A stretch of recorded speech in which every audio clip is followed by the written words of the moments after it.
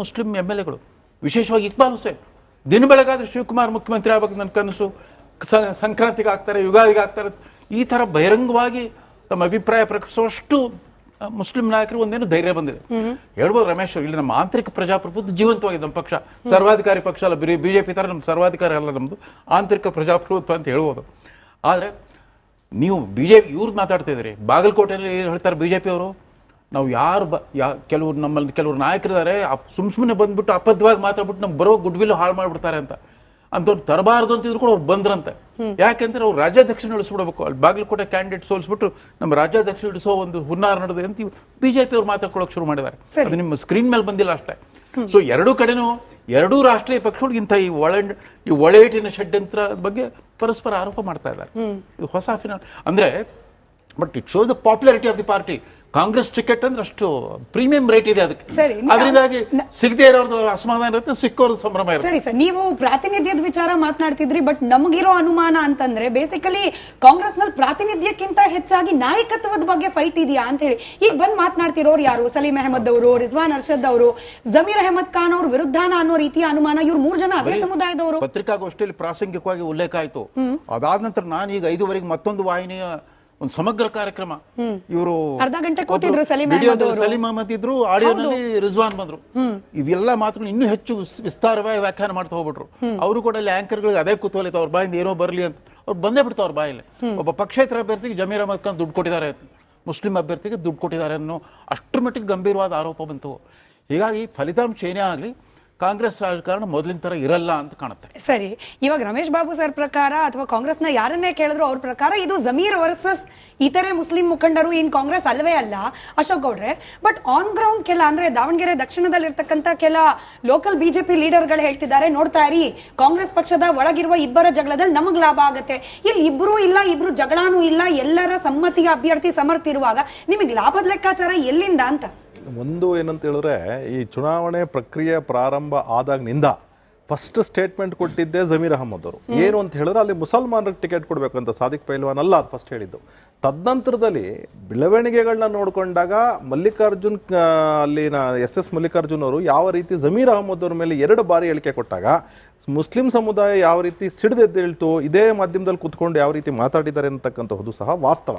ಹಾಗೆ ಸತೀಶ್ ಜಾರಕಿಹೊಳಿ ಅವರ ಪಾಯಿಂಟ್ನ ಕಂಪ್ಲೀಟ್ ಆಗಿ ಡಿಸ್ಕೌಂಟ್ ಮಾಡ್ಬಿಡ್ತಾರೆ ಕಾಂಗ್ರೆಸ್ನ ವಕ್ತಾರರು. ಏನು ಅಂತ ಹೇಳಿದ್ರೆ ಅವರೇ ಹೇಳಿದ್ದಾರೆ 20% ನಮಗೆ ವೋಟ್ ಬರ್ತಾ ಇಲ್ಲ ಮುಸಲ್ಮಾನರದ್ದು ಅಂತ ಹೇಳಿ. ಸತೀಶ್ ಜಾರಕಿಹೊಳಿ ಅಂತ ಒಬ್ಬ ಸೀನಿಯರ್ ಹೇಳಬೇಕಾದಾಗ ಅದನ್ನ ಸ್ವಲ್ಪ ಗಂಭೀರವಾಗಿ ಪರಿಗಣಿಸಬೇಕು ಪ್ರತಿಯೊಬ್ಬರು ಸಹ. ಅದು 20 ಅಲ್ಲ, ಅದು 80%. ಯಾಕೆಂದ್ರೆ ಪೆರಟೋಸ್ ಲಾ ಪ್ರಕಾರ 80-20 ರೇಷು ಇದೆ. ಅದು 20% ಮಾತ್ರ ಕಾಂಗ್ರೆಸ್ಗೆ ಹೋಗಿದೆ, 80% ಇಂಡಿಪೆಂಡೆಂಟ್ ಮತ್ತು BJPಗೂ ಬಂದಿದೆ ಅಂತಕ್ಕಂಥದ್ದು ವಾಸ್ತವ. ಇದಾದ್ಮೇಲೆ ಏನು ಅಂತ ಹೇಳಿದ್ರೆ, ಈಗ ಆಗ್ಲೇ ರವೀಂದ್ರ ರೇಷ್ಮೆ ಸರ್ ಕ್ಲೀನಾಗಿ ಹೇಳ್ತಿದ್ದಾರೆ. ಏನು ಅಂತ ಹೇಳಿದ್ರೆ, ಇನ್ನೊಂದು ಮಾಧ್ಯಮದಲ್ಲಿ ಕುತ್ಕೊಂಡು ನಾವು ಸಹ ನೋಡಿದ್ವಿ ಅದನ್ನ, ಸಲೀಂ ಅಹಮದ್ ಅವರು ಮತ್ತು ರಿಜ್ವಾನ್ ಅರ್ಷದ್ ಅವರು ಕ್ಲಿಯರ್ ಆಗಿ ಹೇಳ್ತಿದ್ದಾರೆ. ಏನು ಅಂತ ಹೇಳಿದ್ರೆ, ಒಬ್ಬ ವ್ಯಕ್ತಿಯ ಪರ್ಟಿಕ್ಯುಲರ್ ಜಮೀರ್ ಅಹಮದ್ ಅವ್ರ ಮೇಲೆ ಆಪಾದನೆ ಮಾಡ್ತಿದ್ದಾರೆ. ಇದು ತುಂಬಾ ಗಂಭೀರವಾದಂತಹ ವಿಚಾರ. ಅವ್ರಿಗೆ ಜವಾಬ್ದಾರಿ ಕೇರಳದಲ್ಲ ಇದ್ದಿದ್ದು. ಬಾಗಲಕೋಟೆ ಮತ್ತು ದಾವಣಗೆರೆ ಕಂಪೇರ್ ಮಾಡಿದಾಗ ಬಾಗಲಕೋಟೆಯಲ್ಲಿ ರಸ್ತೆಗಳದು ಕ್ಯಾಂಪೇನ್ ಮಾಡಿದ್ರು, ಅದೇ ದಾವಣಗೆರೆನಲ್ಲಿ ಪ್ರೆಸ್ ಕಾನ್ಫರೆನ್ಸ್ ಮಾಡಿ ಹೊರಟುಬಿಟ್ರು, ರಸ್ತೆಗೆ ಇಳಿಲಿಲ್ಲ. ಇದೆಲ್ಲ ವಿಚಾರ ಗಮನಾರ್ಹವಾದಂತಹದ್ದು. ಈಗ ಏನಾಗ್ತದೆ ಅಂದ್ರೆ, ಚುನಾವಣೆ ರಿಸಲ್ಟ್ ಬಂದ ಮೇಲೆ ಯಾವ ರೀತಿ ಒಂದು ಪ್ರಕ್ರಿಯೆ ನಡೀತದೆ ಕಾಂಗ್ರೆಸ್ ಪಾರ್ಟಿನಲ್ಲಿ ಅಂತಕ್ಕಂಥದ್ದನ್ನ ತುಂಬಾ ನಾವೆಲ್ಲ ಊಹಿಸ್ಕೊಳ್ಬಹುದು. ಯಾಕೆ ಅಂತ ಹೇಳಿದ್ರೆ, ಇದು ಕಾಂಗ್ರೆಸ್ನ ಹಳೆ ಕಲ್ಚರ್, ಕಾಂಗ್ರೆಸ್ನಲ್ಲಿ ನಡ್ಕೊಂಡ್ ಬಂದಿರತಕ್ಕಂಥದ್ದು. ಅದರಿಂದಾಗಿ ಇದು ಡೆಫಿನೆಟ್ ಆಗಿ ಕಾಂಗ್ರೆಸ್ನ ದುರಾಡಳಿತದ ಹಿಡಿದ ಕನ್ನಡಿ ಅಂತ ಹೇಳಿದ್ರೆ ತಪ್ಪಾಗೋದಿಲ್ಲ. ಆಂತರಿಕ ಭಿನ್ನಾಭಿಪ್ರಾಯ ನನ್ನ ಪ್ರಶ್ನೆ ಇದ್ದಿದ್ದು, ನೀವೇ ಹೇಳ್ತಿರೋ ರೀತಿಯಲ್ಲಿ ಇದು ಜಮೀರ್ ಅಹಮದ್ ಖಾನ್ ಅವರ ವಿರುದ್ಧದ ಅಸಮಾಧಾನ ಅಂತಾನೆ ಅನ್ಕೊಳ್ಳೋಣಪ್ಪ. ಪಾರ್ಟಿ ಇದೆ, ಪಾರ್ಟಿಲಿ ಒಂದು ಶಿಸ್ತು ಸಮಿತಿ ಇದೆ. ನಿಜವಾಗ್ಲೂ ತಪ್ಪು ಮಾಡಿದ್ರೆ ಜಮೀರ್ ಅವ್ರನ್ನು ಕರೆಸ್ತಾರೆ, ಸಲೀಂ ಅವ್ರನ್ನು ಕರೆಸ್ತಾರೆ, ಕ್ರಮ ಕೈಗೊಳ್ತಾರೆ. What is BJP's take away? ದುರಾಡಳಿತವನ್ನ ನೀವು ಆಂತರಿಕ ಭಿನ್ನಾಭಿಪ್ರಾಯನೇ ದುರಾಡಳಿತ ಅಂದ್ಬಿಟ್ಟು ನಿಮ್ಮ ಪಕ್ಷದಲ್ಲಿ ಇಲ್ವಾ?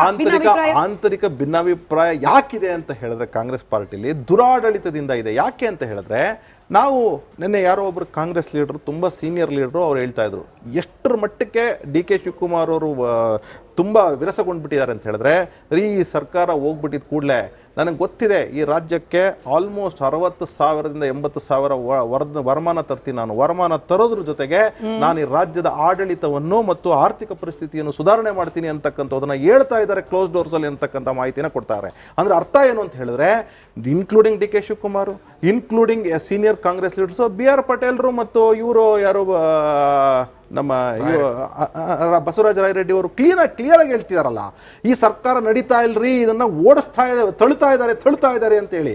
ಅಂದ್ರೆ ಇದೆಲ್ಲ ದುರಾಡಳಿತಕ್ಕೆ ಹಿಡಿದಂತಹ ಕನ್ನಡಿ ಅಲ್ವಾ. ಅದಕ್ಕೆ ನಾವು ಹೇಳ್ತಾ ಇರ್ತೀವಿ ಇದು 5G ಅಲ್ಲ 5C ಸರ್ಕಾರ ಅಂತ ಹೇಳಿ. ಒಂದು ಯಾವ ರೀತಿ ಕಲೆಕ್ಷನ್ ಮತ್ತು ಕರಪ್ಷನ್ ಆದ್ರೆ, ಇನ್ನೊಂದು ಕ್ರೈಸಸ್ ಮತ್ತು ಕೊಲ್ಯಾಪ್ಸ್ ಆಗಿದ್ರೆ, ಇನ್ನೊಂದು ಕಮ್ಯುನಲೈಸೇಷನ್ ಮತ್ತು ಕ್ರಿಮಿನಲೈಸೇಷನ್ ಆಗಿರ್ತಕ್ಕಂಥದ್ದು ವಾಸ್ತವ.